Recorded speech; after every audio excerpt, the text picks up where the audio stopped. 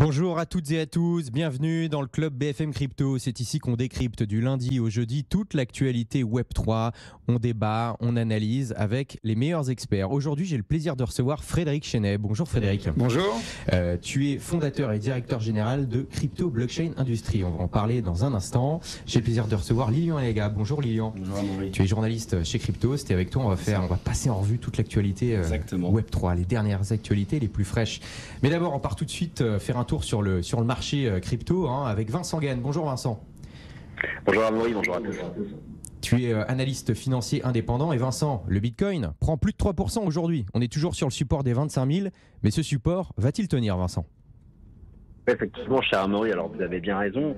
Au sein de la communauté des analystes chartistes, il y a actuellement une interrogation qui tourne en boucle. Ce fameux support, celui dont vous parlez, à 25 000 $, va-t-il tenir? Alors, ce qui est admis, ce qui est acquis, c'est qu'il est considéré par toutes et tous comme le garant graphique. Le garant graphique de quoi? De la tendance haussière du cours du Bitcoin qui a commencé au mois de novembre dernier, au mois de novembre 2022. Alors, va-t-il tenir en amont de la décision politique monétaire de la Fed du 20 septembre prochain?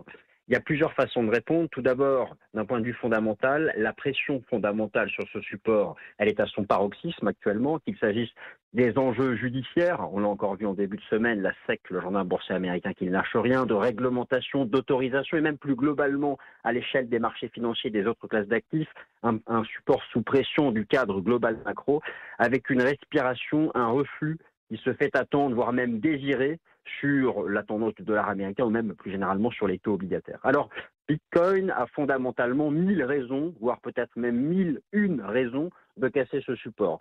Mais voilà, il s'y accroche, c'est le bord du gouffre technique, on pourrait prendre cette métaphore. Un actif financier suspendu les pieds dans le vide, il est accroché à la paroi avec ses deux mains, va-t-il parvenir à se hisser? Alors, d'un point de vue technique, vous l'avez dit tout à l'heure, la séance du jour, plus 3, plus 4%, on rebondit sur ce support. C'est un niveau sur lequel on avait déjà rebondi au mois de juin dernier lorsqu'il y avait eu toute l'actualité autour des demandes d'autorisation des ETF Bitcoin d'e-spot, en particulier celui de BlackRock. Alors là, le rebond en séance, il est de bon augure. Maintenant, on va voir ce qui se passe avec la session boursière états-unienne. Ce qui est intéressant, c'est qu'on a un alignement de jetons majeurs sur support. On peut les 25 000 $ du Bitcoin, mais aussi les 1530 $ de TH ou encore les 200 $ de BNB. Moi, ce que j'observe à court terme sur le plan du prix momentum, c'est une divergence haussière. Alors là aussi, c'est de bon augure. Maintenant, pour écarter le risque de rupture de ce support, qui soyez-en certains, si ce support devait être emporté, le marché reviendrait minimum dans la zone des 20-22 000 $. Pour écarter le scénario graphique d'une rupture de ce support, il faut tout simplement franchir une résistance, laquelle, écoutez, moi je pense que pour se mettre à l'abri, il faudrait que le marché soit capable, sur la base d'une clôture technique journalière, de redépasser les 27 000 $. Donc voilà, ce que je veux vous dire, et puis je vais vous rendre la parole, c'est qu'il ne faut pas surinterpréter ces 3,5% de hausse qui se sont réalisés là sur la session asiatique et sur la session européenne. De toute façon, tout le monde sait que les clôtures techniques significatives se font uniquement sur validation de la session états-unienne. Mais voilà, en tout cas, on a une première partie de séance qui, je dirais, représente un peu le dernier espoir du camp bullish sur le cours du Bitcoin. Bon, on va suivre ça de très très près, Vincent, ce support technique des 25 000 fondamental qui nous dira bientôt où ira le marché. Merci Vincent. Vincent Gane, analyste financier indépendant. À très bientôt Vincent. Frédéric, tu es un des pionniers du monde de la blockchain. Tu viens aussi de l'industrie du jeu vidéo et tu as créé Crypto Blockchain Industry pour créer de la valeur avec la blockchain. Donc c'est en 2021, donc c'est quand même assez récent. Ici, on parle beaucoup de cas d'usage de la blockchain, de comment elle pourrait changer notre société. Est-ce que tu peux nous dire ce que tu fais concrètement avec CBI ? Bien sûr. Bonjour. Donc en fait, CBI, c'est une société française. On est coté sur Euronext. La capitalisation boursière, c'est environ 120 millions d'euros. Le ticker, c'est ALCBI. Donc, ce qu'on fait, c'est qu'on développe et qu'on opère des applications sur la blockchain. Alors, ça veut dire quoi? Ce sont principalement des mondes virtuels. Chacun, il y a un monde général, ce qu'on appelle le hub, la partie centrale. Et de ce monde, les joueurs peuvent se connecter à un monde dédié au football, un monde dédié à la musique, un monde dédié, par exemple, à la photo. On a aussi des mondes dédiés aux programmes environnementaux, comme Oriu, Hachoryou ou 1% pour la planète. Donc, par exemple, dans le domaine du foot, qu'est-ce qu'on fait? On recrée un monde, là aussi parce qu'on vient du jeu vidéo, on recrée des mondes en 3D à l'image. On prend des clubs, on a des grandes licences, Real Betis, Real Sociedad, São Paulo, donc beaucoup de grands clubs, on a des licences officielles, on recrée une ville qui ressemble à la ville du club, on recrée le stade, on permet aux joueurs de venir, de regarder du contenu exclusif qui nous est donné par le club, et aussi on leur permet, en jouant, de gagner des avantages dans la vie réelle. Donc ça va être soit des maillots, soit des tickets dans les places, dans les stades, puisqu'on a des tickets pour chacun des matchs. Là, à São Paulo, on a 30 places pour la finale.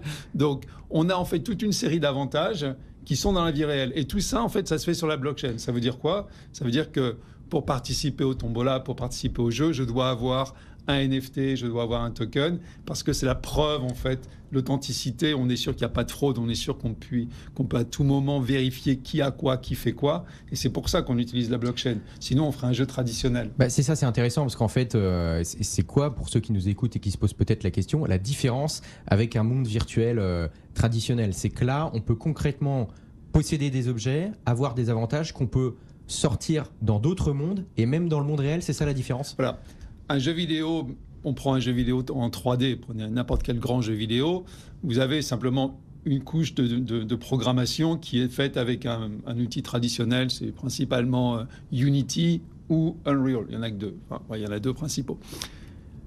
Avec un monde virtuel sur la blockchain, on ajoute en fait une couche blockchain, et tous les éléments de valeur dans le jeu ne sont pas sur la partie jeu vidéo, mais ils sont sur cette couche de blockchain. Effectivement, dans un jeu traditionnel, j'acquiers un objet, je fais quelque chose, je fais une transaction, ça se fait dans le jeu vidéo.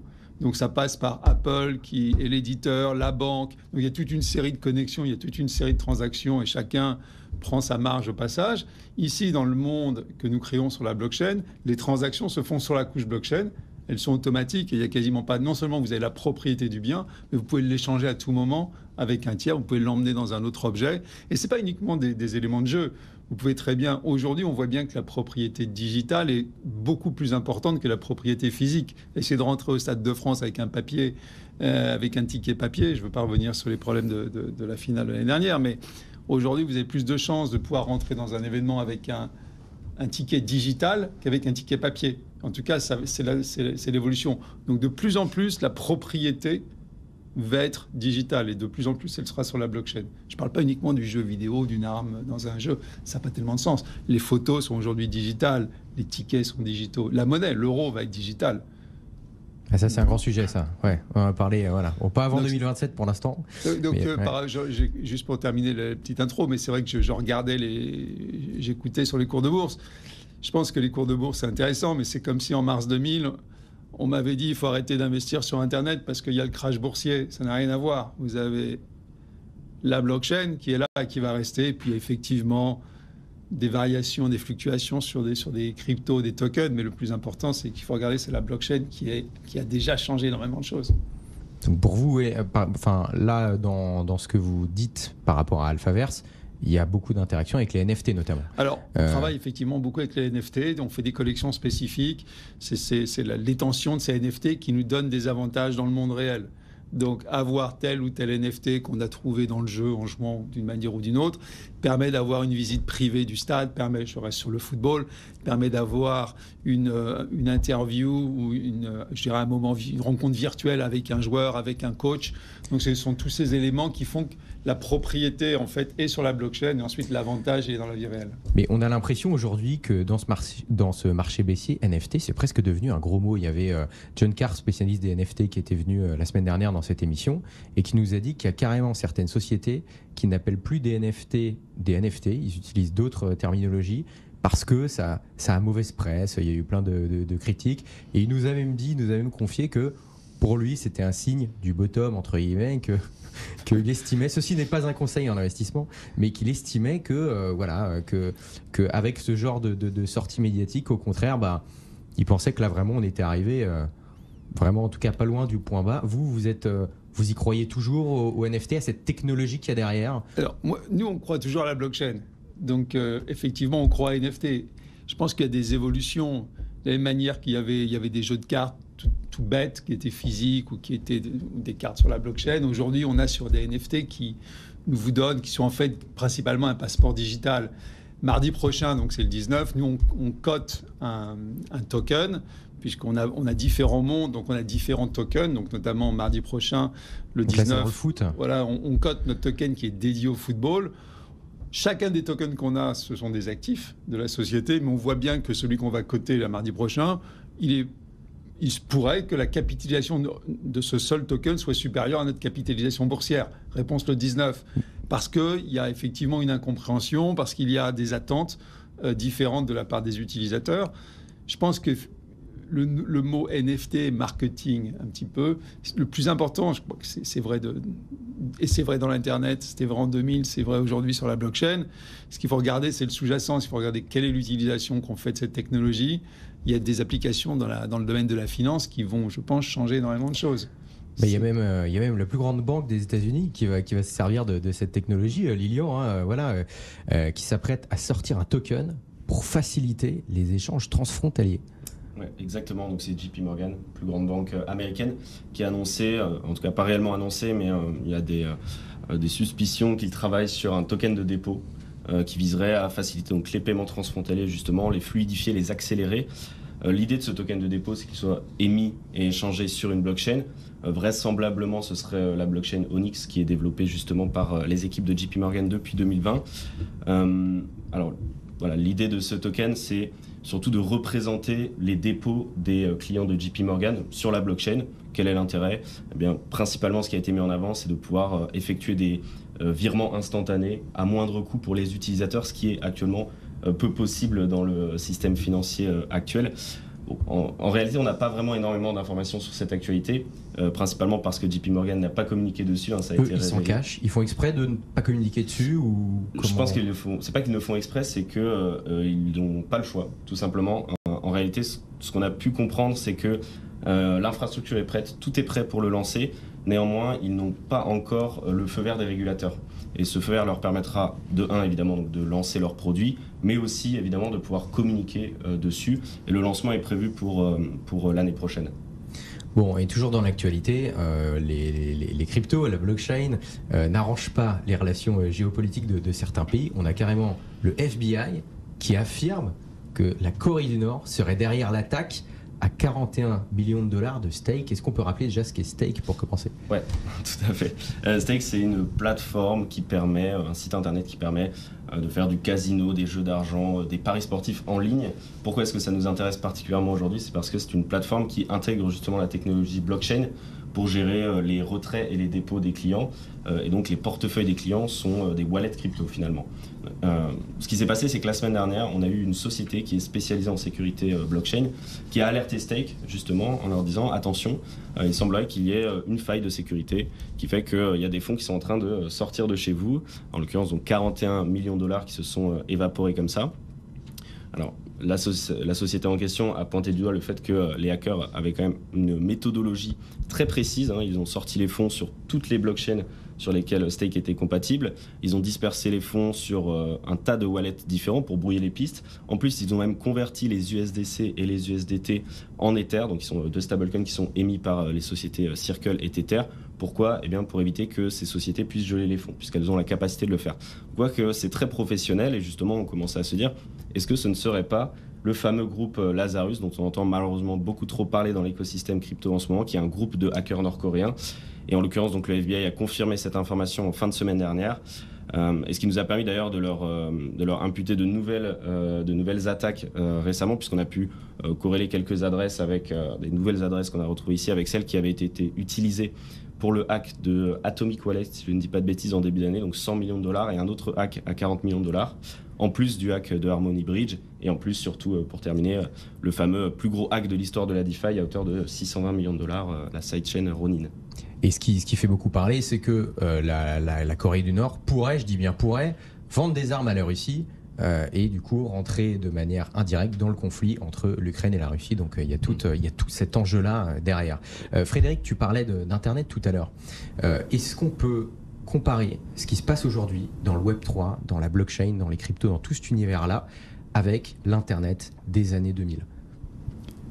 Je pense qu'en termes d'impact sur la manière dont on fonctionne, sur la manière dont les économies, les sociétés et l'information est échangée, je pense que la blockchain va avoir autant d'impact, je ne vais pas dire plus ou moins, mais c'est un changement de la même ampleur que le changement qui a été créé par Internet. C'est clair, il y a des modifications, il y a des implications qui sont très importantes. On parlait de JP Morgan tout à l'heure. Quand même, c'est assez marrant parce que Jamie Dimon, qui est le patron de la banque, quand même, disait il y a quelques années, jamais de crypto, jamais de Bitcoin, c'est une fraude.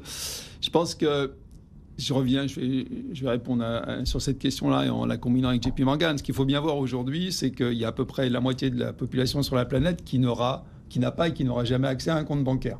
Simplement parce qu'ils n'ont pas d'adresse ou pas de papier.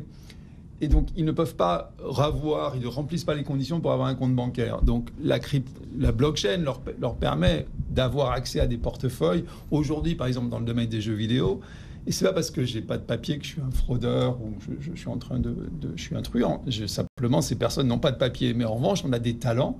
Aujourd'hui, on travaille avec des gens en République démocratique du Congo, on travaille avec des gens en Angola, on travaille avec des gens en Afrique ou même dans l'Europe de l'Est. Ça aurait été inenvisageable il y a 10 ans, puisqu'on n'arrivait pas à faire des virements bancaires.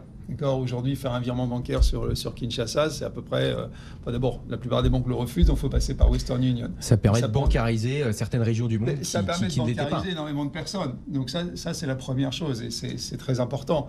Parce que vous avez maintenant des gens qui peuvent rentrer dans un écosystème, qui peuvent avoir accès... Il ne faut pas être naïf, ce n'est pas la blockchain qui va, comment dirais-je, tout solutionner. Mais vous avez aujourd'hui des gens qui peuvent avoir accès à une sorte d'économie. On sait très bien, moi je vais très très souvent en Afrique, on voit bien aujourd'hui que vous avez une Bitcoin ou de l'Ethereum ou une fraction de ces monnaies, on peut tout à fait la changer très facilement et avoir de la monnaie digitale. Donc, ça, c'est le premier élément. Vous avez quand même la possibilité pour des gens d'avoir accès à une économie ou à rentrer dans le système économique. Et deuxième chose, on a quand même des simplifications qui arrivent. Prenons la bourse. Il faut 3 jours aujourd'hui pour faire un règlement livraison, que ce soit aux US, que ce soit en France. Ça vient d'où les 3 jours ? Ça ne vient pas de la technicité. Des intermédiaires ? Non, les règles des 3 jours a été fixées à la fin du 19e parce que c'était le délai qu'il fallait pour un courrier de première classe aux États-Unis pour partir d'un point et arriver avec certitude au point B. Donc c'est un délai de livraison qui date de la fin du 19e. Je pense qu'aujourd'hui, on a tous les moyens techniques d'avoir des règlements livraison instantanés. J'achète une action, je la paye, je la reçois immédiatement. Il y aura toute la question des suspens qu'il y avait sur la place de Paris il y a 20 ans. Mais aujourd'hui, on est encore avec des règlements livraison. Je pense que tout ça, ça va changer. Vous allez avoir des méthodes de règlement, des méthodes de financement qui vont être totalement différentes, ou en tout cas de nouvelles méthodes qui vont arriver grâce à la blockchain. Les méthodes traditionnelles vont rester. Nous, avant qu'on paye la baguette en France avec le Bitcoin, on n'en a pas besoin, on a des cartes bancaires. Il y a plein de gens qui n'ont pas de carte bancaire. Il y a plein de gens qui ne pourront jamais avoir une Visa, un Amex. Donc c'est à ça, on voit bien qu'effectivement, la blockchain apporte énormément de changements. Et je pense personnellement que c'est aussi important qu'Internet. Je ne vais pas dire rendez-vous dans 20 ans, mais on a effectivement, je pense aujourd'hui, une technologie qui est très, très, très puissante et qui change énormément de choses. Dans le domaine de l'assurance, par exemple, je suis certain que ça arrive, et qui va automatiser tout ce qui est le traitement traditionnel ou le traitement récurrent avec des virements qui vont se faire de façon instantanée. Mais quand on fait aujourd'hui un virement sur un Apple Pay, ce n'est pas un virement instantané, puisqu'en fait, il y a toujours le circuit, ce qui fait que ça va toujours prendre en vérité 24 heures, 48 heures. L'idée, c'est de désintermédier un maximum. L'idée, c'est de ne plus avoir d'intermédiaire et de ne plus avoir quelqu'un qui puisse contrôler le réseau et puisse s'opposer à une transaction. C'est pas pour ça que je fais de la fraude fiscale. S'envoyer de l'argent de manière directe, et on l'a vu tout à l'heure, Lilian, les wallets crypto aident à bancariser une partie du monde, mais paradoxalement, ça peut aussi coûter cher, parce qu'on a quelqu'un qui a fait visiblement une petite erreur à $500 000. Est-ce que tu peux nous expliquer tout ça ? Ouais, alors, bon, c'est une actualité un petit peu plus légère. Ça a fait sourire pas mal de monde en fin de semaine dernière quand c'est arrivé, peut-être un petit peu moins la personne en question, qui s'est vue payer 20 bitcoins, donc $500 000 de frais de transaction pour une petite opération de transfert de fonds. Donc une grosse erreur pour lui.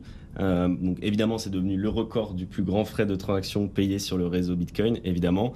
Bon, après l'histoire, elle ne s'est pas arrêtée là. Heureusement pour lui, dans son malheur, il a pu avoir la chance de tomber sur, en tant que mineur, le pool minier F2Pool qui a donc validé cette transaction et qui d'ailleurs a eu l'heureuse surprise donc de voir un pourboire de 20 bitcoins à l'issue de cette transaction, qui a évidemment très rapidement compris que c'était une erreur, qui a mis de côté ces 20 bitcoins, qui a prévenu le malheureux en lui disant faites-nous signe, on vous met de côté ces 20 bitcoins, si vous revenez vers nous dans un délai de 3 jours, on vous les rendra. Et la personne n'a pas fait signe, je crois, là, pour l'instant. On est au bout des 3 jours et il s'avère que la personne n'a pas fait signe. Donc ça, évidemment, certains individus sur les réseaux sociaux ont commencé à creuser pour essayer de savoir qui se cachait derrière cette adresse.